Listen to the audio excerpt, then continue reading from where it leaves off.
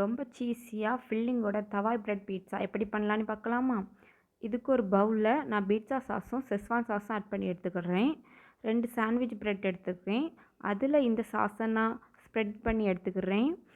இதுக்கு நான் ஃபில்லிங்காக வெஜிடபிள் தான் எடுத்திருக்கேன். இதில் நீங்கள் எந்த ஃபில்லிங் வேணாலும் ஆட் பண்ணிக்கலாம். நான் இதில் கேப்சிகம், ஆனியன், பீன்ஸ் இந்த மூணையும் லைட்டாக உப்பும் மிளகாத்தூளும் ஆட் பண்ணி ஃப்ரை பண்ணி எடுத்திருக்கேன். அதை நான் இதில் ஆட் பண்ணிக்கிறேன்.